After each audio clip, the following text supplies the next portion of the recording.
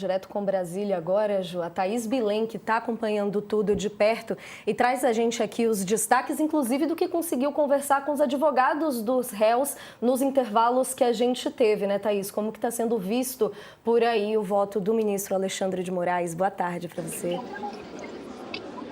Boa tarde, Natália, para Léo Sakamoto, para a doutora Dani, que bom ter você, bem-vinda, ganhamos todas.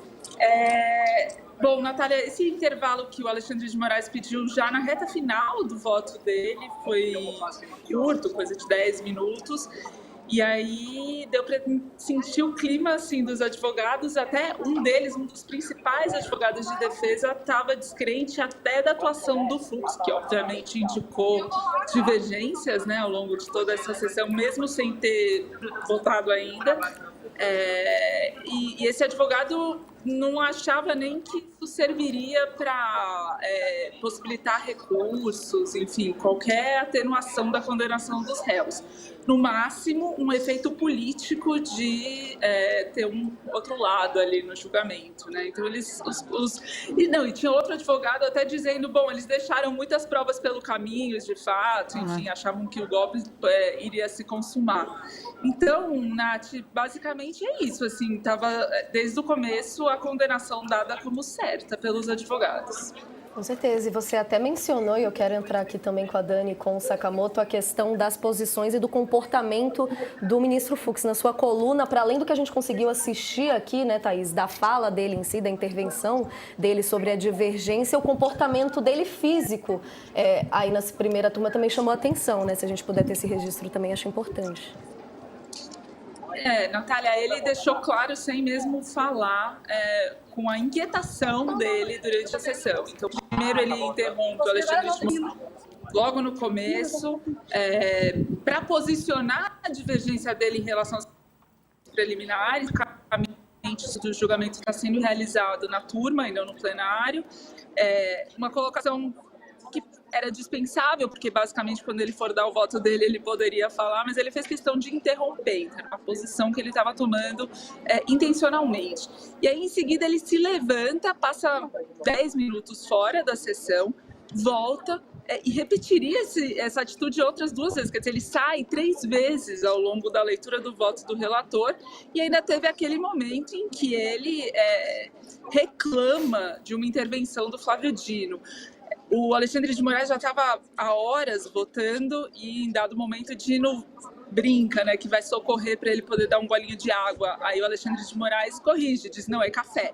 E faz 2 colocações. Quando ele termina a colocação, o Fux reclama, dizendo que o combinado era que não interrompessem, ninguém fizesse a parte. E aí o Moraes fala, bom, mas a parte foi a mim. E o Dino fala, não se preocupa, a parte vai ser... o Dino fala, não vou achar, o senhor pode dormir tranquilo. E aí ele termina essa situação, ele levanta de novo, sai e volta para o plenário um pouco depois, e agora na condenação, na hora que o Alexandre de Moraes estava dando voto pela condenação duríssima que ele acabou de dar, eu fiquei olhando para o Fux, ele estava lá tomando um gole d'água e no final fez qualquer piada com o Fux e eles todos se levantaram. Um clima de descontração dentro disso tudo, né, Thaís? Queria te ouvir também, Dani, de que leitura que a gente pode trazer agora, inclusive para a expectativa da próxima tarde, agora no momento da tarde, em torno do Fux. O ministro Luiz Fux tem sido apontado como a menor ponte, né, entre a primeira turma do Supremo Tribunal Federal e a família Bolsonaro e os bolsonaristas que estão sob julgamento. Ele foi colocado nessa posição pelos próprios aliados do ex-presidente, o que por si só faz da figura do ministro algo que vai ser observado, como fez a Thaís, muito bem. Aliás, um beijo para a Thaís Bilen, que voltamos a trabalhar juntas. Oxalá, ganhamos todas, como você disse. Faz com que o ministro seja observado de saída com muita lupa. Me chamou muita atenção, Natália, o momento em que ele reafirmou interrompeu o ministro Alexandre de Moraes e reafirmou que gostaria que fosse cumprido o que foi combinado lá na salinha, ele disse, ou seja, no bastidor, antes dos ministros entrarem na primeira turma, de que não haveria interrupção para não se perder o fio da meada. O que isso sinaliza? O ministro Luiz Fux sabe que vai já avisou que vai abrir divergência, e sabe que essa divergência vai ser minoritária. O que ele não quer, no meu entender, Natália e Sakamoto, é ver essa divergência ser desestruturada ou ser juridicamente questionada pelos pares durante a fala dele. Né? O que tem acontecido, sim, a gente acompanhando, por exemplo, a análise da denúncia, né? A ministra Carmen Lúcia, que é a penúltima a falar, o último é o presidente da turma, mas é a que sucede a fala de Luiz Fux, não só fez apartes muito importantes durante a fala dele, como usou o próprio voto para reposicionar questões, digamos, suavizadas na análise da denúncia, estou voltando na denúncia, pelo ministro Luiz Fux. Antes de jogar a bola de volta para você, Natália, ouvindo a advogada convidada aqui e também a Thaís a respeito da sensação dos advogados de que o jogo está perdido, o ministro Alexandre de Moraes usa uma expressão, né? Ele diz, eu comentei com a ministra Carmen Lúcia que esse processo, ele sofre de excesso de provas. E por quê? Porque é agenda, é conversa no WhatsApp, mas tem mais do que isso. Tem reunião ministerial que foi gravada. Por ordem de quem? Do presidente da República. O ambiente no governo anterior era um ambiente tão difícil que os ministros não sabiam que estavam sendo gravados. E se permitiram gravar, e esse documento estava com o Mauro Cid, aliás, acho que vale a pena depois a gente falar sobre como o ministro Alexandre de Moraes praticamente não recorreu à delação. Porque tem tudo, né? Tem a gravação, tem o zap, tem as mensagens, tem a minuta. Então, ele praticamente não recorreu à delação e isso também faz parte de uma estratégia. Mas, voltando a essa reunião, os ministros estão ali com o presidente dizendo, a partir de agora, vocês vão ter que repetir o que eu falo. E isso é usado também para posicionar o Jair Bolsonaro como o chefe desta organização criminosa, segundo o ministro Alexandre de Moraes e o Ministério Público Federal, porque a partir dali ele coordena o que deveria ser feito, dá passos e tem ali, para mim, a pior prova contra o general Augusto Heleno, que é quando ele textualmente diz, se for para fazer uma virada de mesa, tem que ser agora. Muito importante o momento que eles trazem esses destaques. Queria te ouvir também, Sakamoto, nesse golpe, nessa parte final que a gente trouxe aqui, envolvendo a expectativa para o voto dos próximos ministros e essa questão do Fux. Como que a gente pode ler, na sua opinião? Voto com a relatora com relação ao Fux, né? A Dani explicou muito bem, né? A situação do Fux, né? Nos últimos tempos, o Fux acabou também bastante isolado, teve outras faíscas que saíram, né, com o próprio presidente da corte, Luiz Roberto Barroso, né, nos debates, né, mostrando um certo isolamento, né, e também, concordo, a situação também empurrou o Fux para isso no momento em que, ao que tudo indica, você tem 8 ministros sancionados na corte pelos Estados Unidos, né, que está ajudando, dando aquele empurrãozinho para Bolsonaro, aplicando tarifaço contra os produtos brasileiros, mas, ao que tudo indica, André Mendonça, Cássio Nunes Marques estão fora daquela limitação de visto e Luiz Fux também.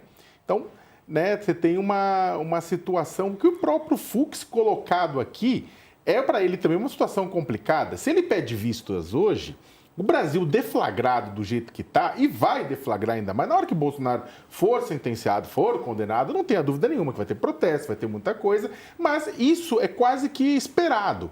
Só que o Brasil não aguenta muito mais você postergar por 90 dias o que está acontecendo.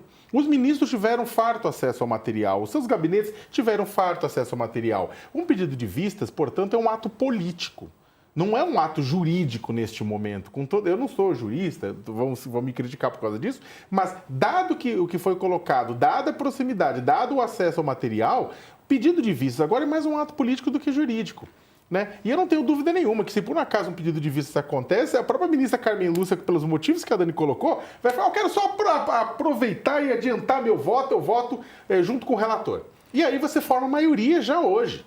Não tem, uma maioria hoje vai sair, na minha avaliação. A questão é, vamos ver, tá difícil. Eu acho que o ministro Fux não vai querer também levar esse pepino de abrir de gerar, botar o país deflagrado por 90 dias por conta disso. É capaz de votar contra, pode votar pode apontar divergências e depois lá na dosimetria das penas também falar, olha, eu não concordo condenar por dissolução violenta de Estado Democrático de Direito e golpe de Estado ao mesmo tempo, no que pese, ele, por mais ter sido o voto vencido, ele votou com a turma depois.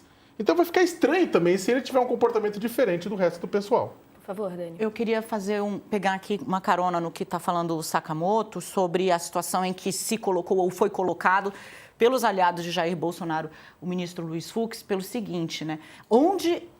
Qual é a expectativa hoje, conversando com os integrantes da corte? É a de que ele não peça vistas. Essa é a expectativa hoje. Para mais de um ministro, o ministro Luiz Fux, segundo os integrantes da Suprema Corte, ou seja, os colegas dele, assegurou que não haveria pedido de vista, Sakamoto. Então, uma eventual vista seria uma surpresa, abro aspas aqui e já explico por quê, para os próprios integrantes da primeira turma, porque a sinalização não era essa. Mas por que eu fiz as aspas? Porque ninguém descarta nada nesse momento. Exatamente pelo destaque visual obtido pela Thaís Bilenque, pela inquietude do ministro. Eu troquei mensagens com dois colegas do Luiz Fux, né? E exatamente sobre as interrupções que ele vinha fazendo, né? E os ministros disseram claramente, eu vou até aqui abrir a conversa, eu falei, o ministro Luiz Fux está inquieto desde cedo, né? E aí o ministro mandou, muito estranho. Ou seja, há um certo desconforto pairando já na primeira turma, há uma expectativa de que ele não peça vistas, mas a divergência será aberta. E por quê? E aí eu fecho meu arco aqui de raciocínio. O ministro Alexandre de Moraes jogou a delação do Mauro Cid lá para o penúltimo caderno no voto dele. Porque este é o flanco em que se espera, né, o ministro Luiz Fux ataque de maneira mais pesada o que foi dito pela acusação. Ou seja, dizendo que o próprio Mauro Cid foi desleal à justiça, foi desleal ao processo com suas idas e vindas. E aí o que faz o relator?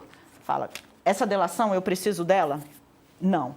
Está aqui o zap, está aqui a minuta, está aqui a fala, está aqui a transmissão do 7 de setembro, está aqui a ameaça reiterada em Brasília e em São Paulo de descumprimento de ordem judicial, registrada anteriormente na agenda do general Heleno, lá em 2021.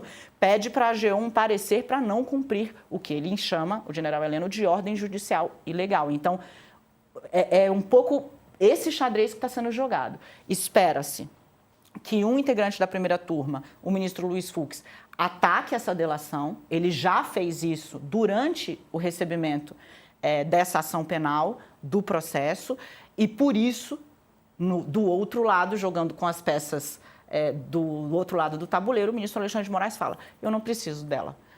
O meu processo, esse processo que eu relatei até aqui, ele está cheio de provas. O delator até pode ter e vai sofrer uma penalidade, eu apostaria.